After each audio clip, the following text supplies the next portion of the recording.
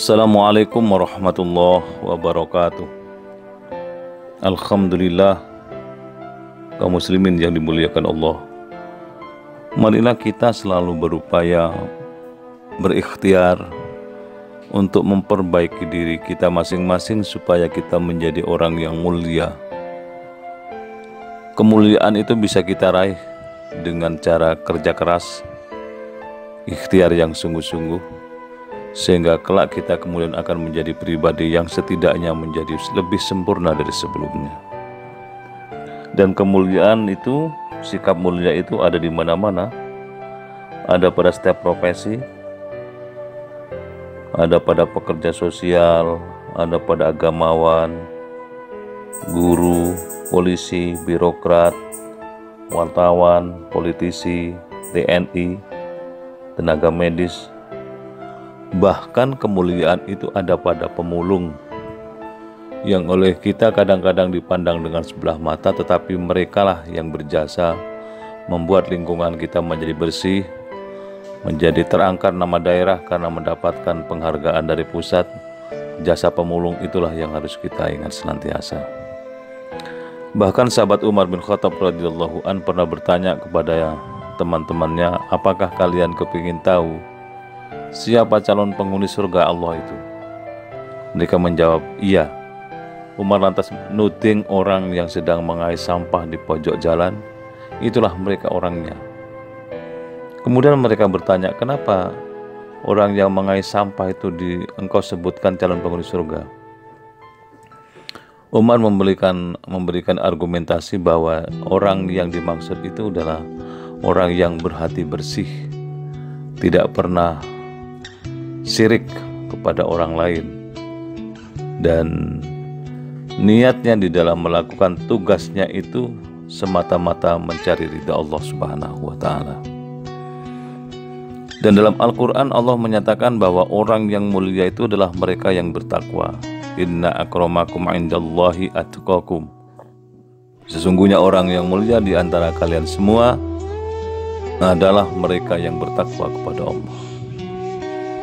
Maka kita benahi pelan-pelan iman kita, karena iman kita kalau dibiarkan tidak diasah, bisa saja kemudian menurun dan tanggal dari hati kita. Al-imanu yazidu wa yanqusu, iman itu kadang naik, kadang turun. Kalau iman sedang naik, maka semangat keagamaan kita menyala-nyala, begitu bergairah. Tapi kalau iman kita turun, maka kita kemudian bermalas-malasan di dalam menjalankan ajaran agama. Sementara Rasul menyatakan al-mutaqi alladzi yattaqillaha wa yattaqi ma'asyi. Yang disebut dengan orang takwa yang mulia tadi adalah mereka yang takut kepada Allah dan takut berbuat maksiat. Maka kaum muslimin yang dimuliakan Allah Subhanahu wa Ta'ala, marilah kita senantiasa membenahi sikap kita supaya memiliki mindset yang benar dalam hidup ini. Orang yang mindset beragamanya benar melihat segala sesuatu dari sisi positifnya. Dia melihat dari sisi kelebihannya. Itulah yang membedakan sikap orang beriman dengan orang yang tidak beriman. Di dalam melihat setengah gelas air, itu beda cara mengungkapkannya. Orang beriman mengatakan alhamdulillah masih setengah gelas. Tapi orang yang tidak beriman atau jauh dari Allah, dia menyatakan wah tinggal setengah gelas.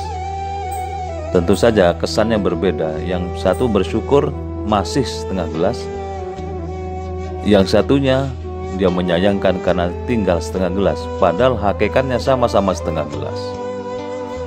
Di mana letak perbedaannya? Kesuburan iman orang itu yang menentukan bagaimana cara bertutur kata, cara menyikapi sesuatu, dan seterusnya.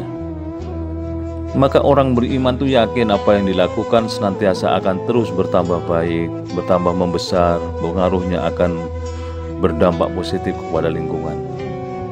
Seperti orang yang sedang melempar sebiji batu ke kolam yang tenang. Kolam yang kena jatuh batu itu kemudian membentuk satu titik kecil kemudian bergerak terus melebar, meluas sampai ke tepian kolam. Itulah namanya kebaikan yang kita tanam.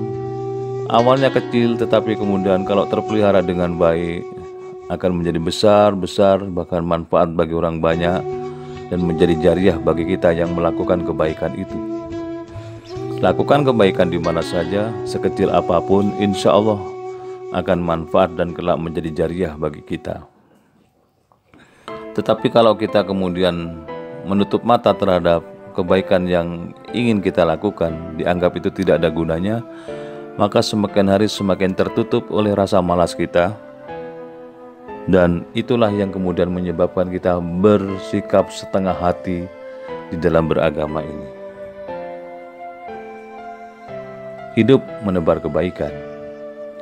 Hidup harus terus memberikan kemanfaatan kepada orang lain. Khairun nas anfa'uhum linnas. Sebaik-baik manusia adalah mereka yang bermanfaat bagi sesama. Ada juga kalimat Rasul yang menyatakan orang baik adalah mereka yang belajar dan sekaligus mengajarkan Al-Quran.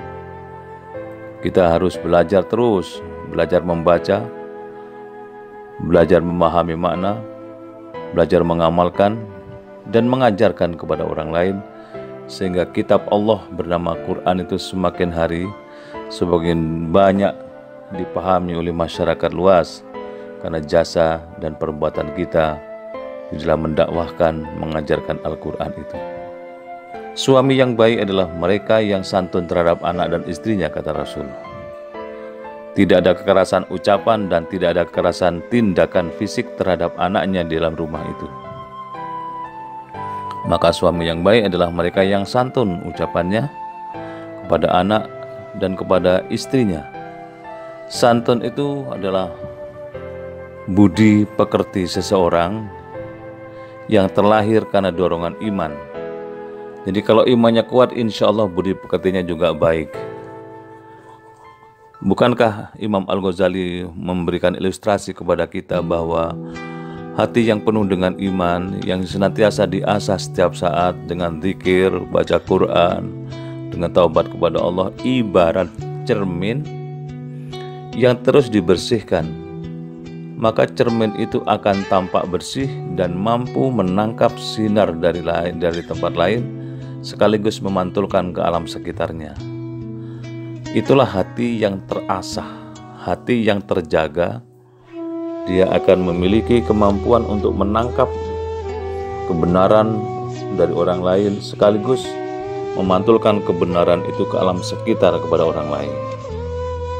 Salah satu di antara tanda hati yang terjaga itu adalah hati yang senantiasa berzikir kepada Allah. Berzikir itu ingat sekaligus menyebut nama Allah.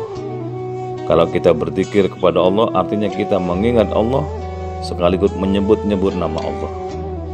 Ini tanda yang pertama, hati yang terjaga. Yang kedua, hati yang terjaga itu adalah hati yang senantiasa mau melakukan koreksi diri karena merasa dirinya belum sempurna, masih banyak kekurangan. Bahasa umumnya adalah hati yang suka bermuhasabah. Pribadi yang suka bermuhasabah karena hatinya siap untuk mengoreksi diri masing-masing, sehingga mengetahui di mana titik lemah dan kemana arah dan langkah kehidupan yang harus ditempuh, sehingga ke depan dia akan menjadi pribadi yang hebat, pribadi yang utama, pribadi yang terjaga perilakunya.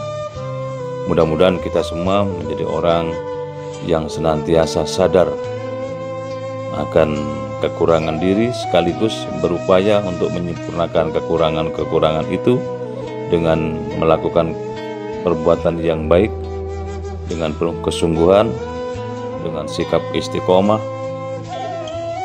dan insya Allah kita akan menjaga kedekatan kita kepada Allah, sehingga kita dalam hidup ini senantiasa berpasrah diri kepada Allah, berbaik sangka kepada Allah.